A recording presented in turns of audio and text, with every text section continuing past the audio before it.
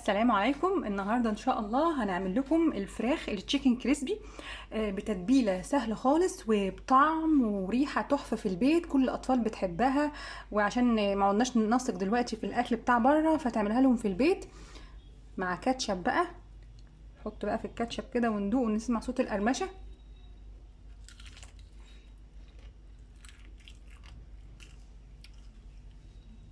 مستويه من جوه ولحمها ابيض ازاي يا جماعه.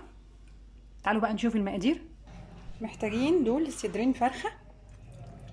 تمام، هبتدي اطلع بس الفيليه منهم كده، حته الفيليه هعتبرها قطعه.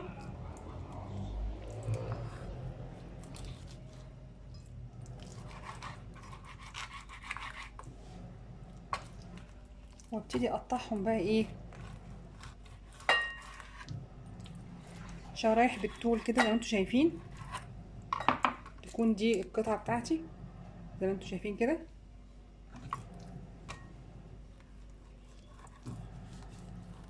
انا عايزاها لا تخينه قوي ولا رفيعه قوي عشان تبقى ايه مستويه.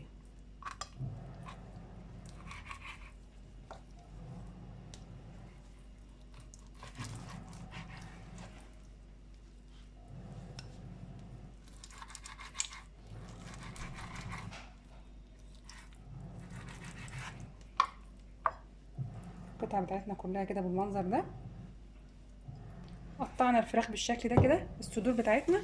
توابلنا بقى محتاجين ملح، فلفل اسمر، بصل بودره، توم بودره، معلقه توابل الفراخ، ومعلقه كبيره البابريكا المدخنه. عايزينها حراقه ممكن نحط شطه.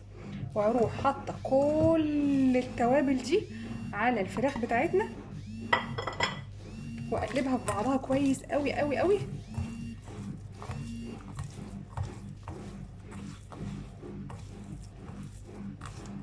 واسيبها في التلاجة ساعة عشان تشرب من التتبيله. اجيب بقى كوبايتين دقيق واحط عليهم نص كوبايه نشا،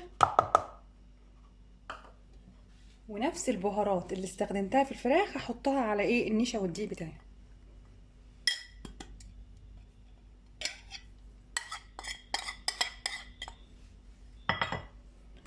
واقلب كده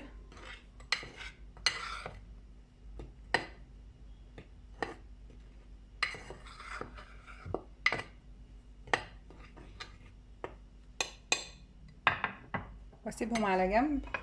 هجيب بولة بقى احط فيها بيضتين،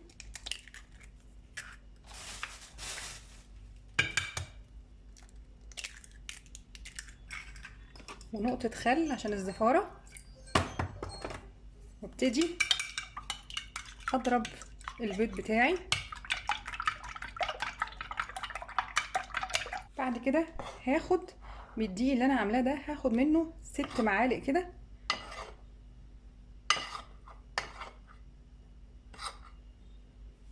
وعليهم هزود شوية مية،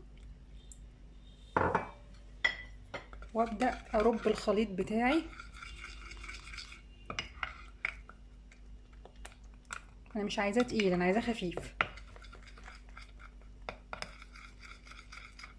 ممكن بقيته ما بتربش بقى بمضرب سلك.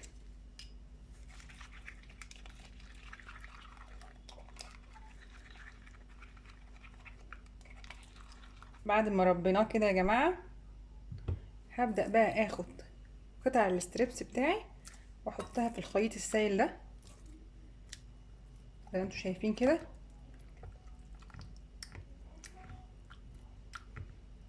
وابدأ بقى احطها في خليط الدقيق، وابدأ اقلبها كده 10 مرات. هما بيقولوا كده الصراحة، يعني لازم 10 مرات.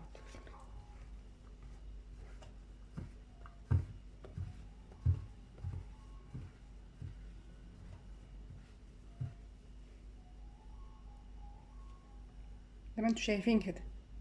هخلص الكمية بقى وبعد كده نقلي. ده شكل بقى الستريبس بعد ما عملناه كل الكمية. ده زيت غزير. تمام. سخناه قوي، وبعد كده هنوطي النار بقى وهنزل بالستريبس بتاعي.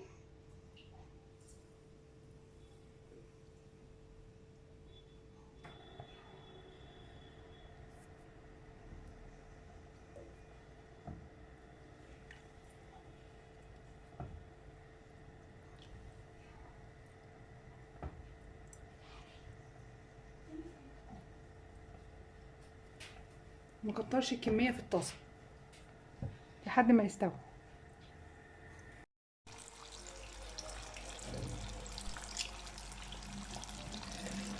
زي ما انتوا شايفين بقى، شايفين طالع ازاي. هبدا اطلعه بقى على شبكه مش على مناديل عشان ايه ما يطراش. وده الشكل النهائي بتاعه، مقرمش يا جماعه خالص، وريحته وطعمه تحفه.